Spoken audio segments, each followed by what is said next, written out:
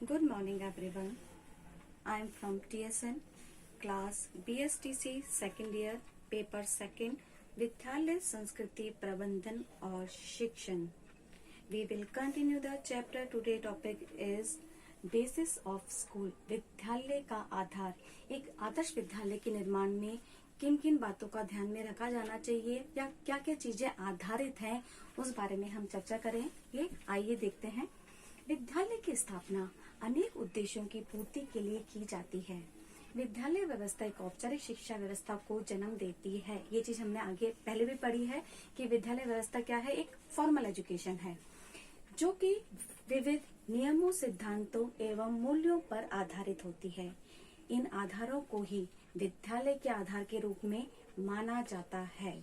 जैसे विविध प्रकार की दार्शनिक विचारधाराएं जब विद्यालय का प्रमुख केंद्र बिंदु बनती है तथा विद्यालय की गतिविधियों द्वारा दार्शनिक लक्ष्यों को प्राप्त करने का प्रयास किया जाता है, तो विद्यालय की यह व्यवस्था दार्शनिक आधार की ओर संकेत करती है.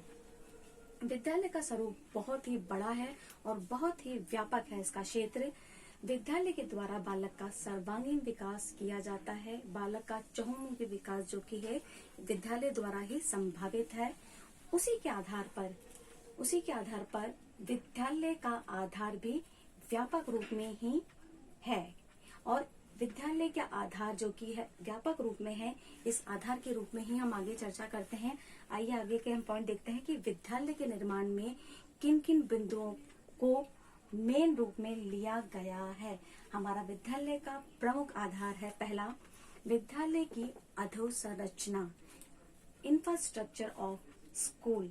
सेकंड, विद्यालय का आधार है हमारा विद्यालय के दार्शनिक आधार, फिलोसॉफिकल बेसिस ऑफ स्कूल. हमारा थर्ड आधार है विद्यालय के मनोवैज्ञानिक आधार, साइकोलॉजिकल बेसिस ऑफ स्कूल.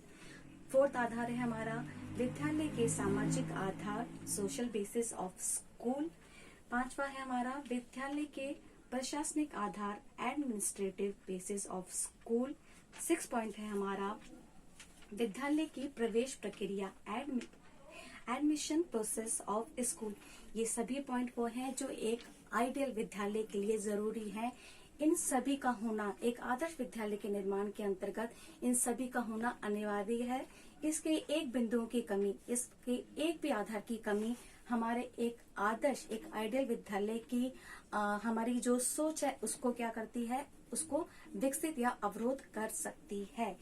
इन सभी पॉइंटों का डिटेल पॉइंट वाइज हम आगे चर्चा करेंगे और पॉइंट वाइज हम इसकी डिटेल के अंदर बात करेंगे. हम बात करते हैं हमारे पहले पॉइंट की, विद्यालय की अधोसंरचना यानी इंफ्रास्ट्रक्चर ऑफ स्कूल के बारे में.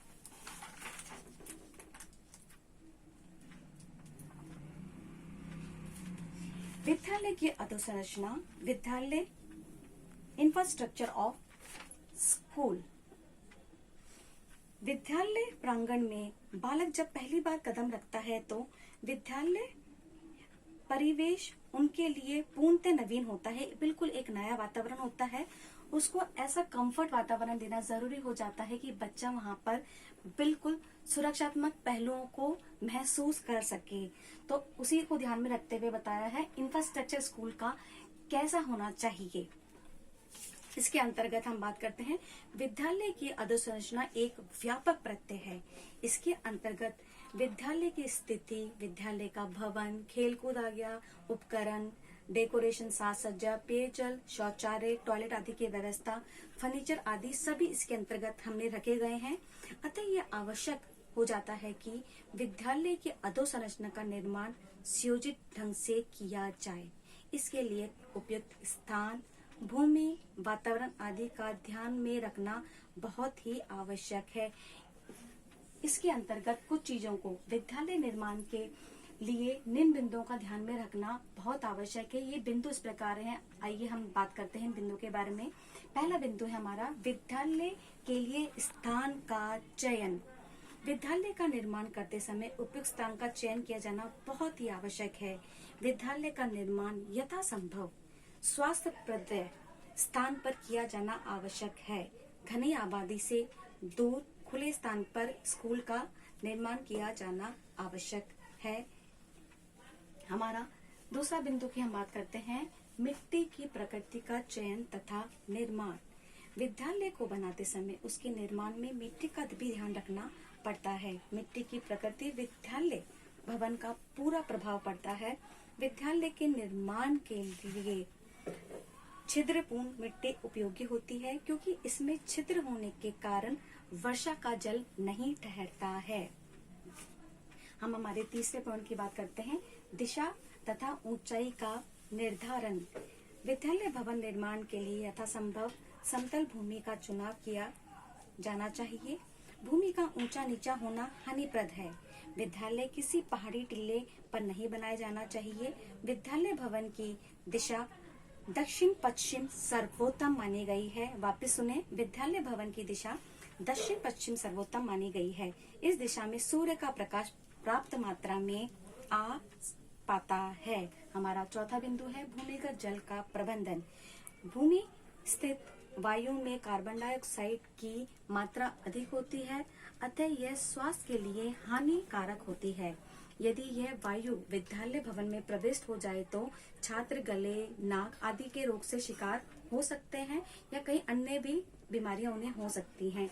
इसके लिए जल की ऊंचाई गहराई पर निर्भर करती है, अतः विद्यालय भवन का स्थान बनाया जाए जहां भूमि स्थिति जल पर्याप्त गहराई पर हो। हमारा सिक्स्थ और लास्ट पॉइंट है, जल की निकासी की व्यवस्था। प्राकृतिक ढंग से जल का निकास आवश्यक है। यह जल निकास उस स्थान की भूमि पर निर्भर करता है। इसके लिए कटरीले झाड़ियां, खड़िया मिट्टी सर्वोत्तम है। ऐसी भूमि पर जल शीघ्र सोख लिया जाता है और बह जाता है। मिट्टी के अतिरिक्त चारों ओर भूमि कुछ ढालू हो, जिसमें कृत्रिम साधनों के लिए पानी बह जाए। यदि पानी की निकासी नहीं हो पाती है तो विद्यालय के वातावरण में नमी रहेगी, जिससे बालकों के स्वास्थ्य पर प्रभाव पड़ सकता है। ये बात हमने कही थी, विद्यालय के अधोसंरचना के अंदर बनाते समय जिन जिन बिंदुओं को ध्यान में रखा जाना चाहिए उनकी। विद्यालय के भवन का स्वरूप, विद्यालय का जो भवन है उसका स्वरूप किस प्रकार से होना चाहिए। विद्यालय भवन का निर्माण करते समय स्वास्थ्य संबंधी बातों का ध्यान में रखना आवश्यक है। प्रत्येक कक्ष में वायु एवं प्रकाश की उचित मात्रा होनी चाहिए। इसके लिए पर्याप्त मात्रा में खिड़की, रोशनदान होने आवश्यक है और एक कमरे से दूसरे कमरे में आने की भी व्यवस्था होनी चाहिए। विद्यालय निर्माण के अंदर सुरक्षा दृष्टि को भी ध्यान में रखा जाना चाहिए कि सुरक्षा की दृष्टि से ऐसा विद्यालय का निर्माण किया जाए जिससे कुछ ही मिनटों में विद्यालय को खाली किया जा सके। और सबसे मुख्य बिंदु, सबसे मुख्य बात कि निर्माण में मितव्ययता का भी ध्यान रखा जाए। विद्यालय की संरचना हेतु निर्माण 2 संबंधी योजनाएं प्रचलित है कि विद्यालय को निर्माण जो है हम 2 योजनाओं के द्वारा कर सकते हैं। पहला आ जाता है खुली योजना और दूसरा आ जाता है हमारी बंद योजना। खुली योजना के में भिन्न भिन्न रूप वाली इमारतों का निर्माण किया जाता है, जैसे अंग्रेजी अक्षर की बनावट H type, E type, L type, T type, E type, Y type और U टाइप। ये सभी खुली योजना के अंतर्गत आते हैं। और बंद योजना के अंतर्गत 3 रूप आते हैं, ठोस आयत, इसके बीचों बीच हॉल तथा अन्य कक्षों का निर्माण होता है। तीसरा शून्य आयत, इसमें बीच में खाली स्थान रहता है तथा उसके चारों ओर इमारतें बनाई जा सकती हैं। आजकल खुली योजनाओं का अधिक प्रचलन है। इसमें कुछ इसके अंतर्गत ही योजनाओं का निर्माण किया जाता है। ये हमारा आज का टॉपिक था, हमारा विद्यालय के अधोसंरचना, जिसके अंदर मुख्य बिंदु को कौन कौन से बिंदुओं को ध्यान में रखा जाना चाहिए और उसके भवन निर्माण कैसे किया जाना चाहिए और किन किन चीजों का निर्माण करते समय आवश्यक बातें जो है ध्यान में रखनी चाहिए। हम अपना टॉपिक आज के लिए हमारा इतना ही। आगे का टॉपिक हम नेक्स्ट क्लास के लिए कंटिन्यू करेंगे। जब तक के लिए till then bye, thank you.